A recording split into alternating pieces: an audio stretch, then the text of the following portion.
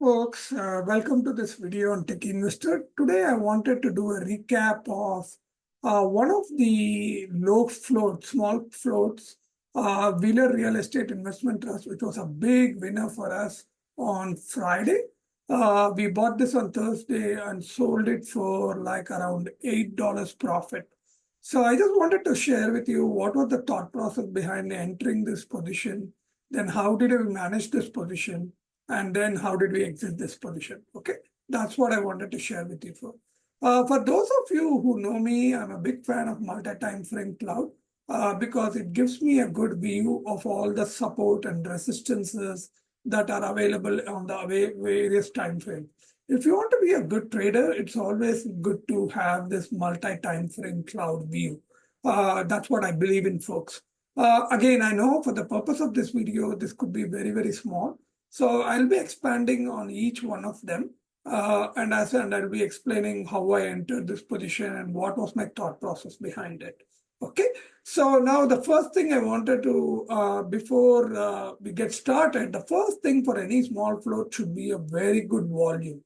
See, usually how these floats work is they keep consolidating for a long time, and then suddenly, based on some news, they keep going up. So that's what, so for that, we need to see if there is enough volume. You don't want to trade floats which are like small floats, like, which doesn't carry a lot of volume without any volume at all, because then they may not move, they may just keep there, Look at this. When the volume was low for the previous days, it was like going little down, right? You don't want to be in this situation. Okay, so definitely volume plays a big factor before you enter the trade in these low volume floats and those kind of things. At least it should be greater than the average. Okay, then it should be significantly greater. So having said that, how did we enter this trade? So let's look at it first. So the first thing is, let me show you the 1 hour chart. So the 1 hour chart, what I saw is when I drew this Fibonacci, I found that it was like greater than the Ichimoku cloud. It was way ahead of the Ichimoku cloud, and it was way greater than the EMA 821 cloud, which is our normal thing. The system doesn't change here. The system is the same.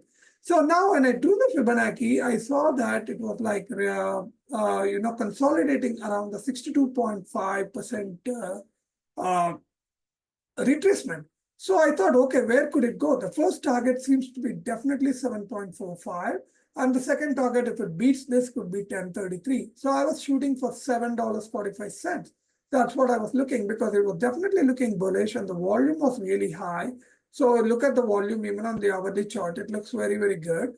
So I thought, okay, let me see what are the resistances on other time frames. So I went into the 4-hour time frame and saw where is the first resistance. When I entered, it was somewhere here.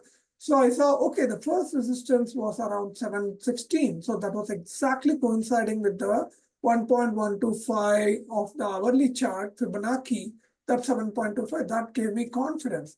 Then I also looked into the hourly chart, the daily chart. The daily chart, the EMA 821 cloud, it crossed this, and it was above the conversion and above the baseline here. Let me show you a little bigger.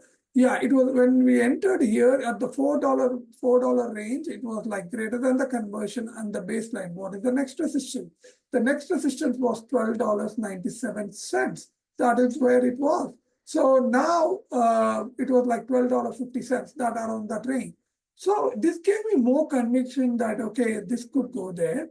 Now I started looking at the weekly. The weekly also, the first resistance, if it kept on going here, this could go up to $6.28 on the beginning of the EMA 821 cloud. And even the conversion, the Bollinger Band, mid Bollinger Band was around $9.81 so on. And then if it goes above, it could even go to $17, folks. That's what I was looking at. So definitely we all know that, right? Once it enters an EMA 821 cloud, it can even go to, it usually tends to go to the top of the EMA 821 cloud. So that's what I was looking at, folks. So having said that, so now what was my risk? So now I know what my reward is. The first reward is around $7.45, which coincides with my 4-hour chart. And then my And on my weekly chart, I see the mid Bollinger Band, which was around $10.31, which was coinciding. So now I know I was willing to take the risk. So what is my risk? My risk is below the EMA 821 cloud, so around $3. So I had a risk of around $1, and I had a reward of $3 or even $7. That's what I was looking at. $6. That's what I was looking at, and I took the trade with my position management rule that I bought around 500 shares because I know this was a small float and it could, not give us what we expect. So then the next day, the short zoomed up on the pre-market trading hours. Usually the small floats, they tend to go up in the pre-market. And because when they go in the market hours, they can be stopped very badly, because for every 10% move, they could be stopped in the market. So the most of the move happens in the pre-market. So the pre-market, it went to the high of 1033, and that's exactly where I sold. But then later it went up to a high of $12, folks, $12.45, as you can see. It went to a high of $12.45 here after the market. But this is the place where I sold when it touched the 1.625, close to that, 10.24. I didn't want to be greedy, and I was happy with my profits. And it was like around, so that was like a pretty good profit, right? Basically, it's a 200% profit, I believe. So that's how I played the WHLR real estate investment folk. And having said that, does it have more room to go? Let us see. If you see here, this has been a third day, and it has been consolidating again on the hourly chart. It went and broke the EMA 821, and it's been consolidating here. But the problem here is there is no volume here at this point of time, so I'm not playing this. So, but definitely it has more room to go. If it can cross the 972 on the mid Bollinger Band, it can go to the top, which is 1990. And also the top of the EMA 821 cloud is at 1628. And those kind of things, folks. So you got to definitely keep a watch on it, but definitely look for volume so that you don't want to get caught up in these things just consolidating. They can consolidate for a long time.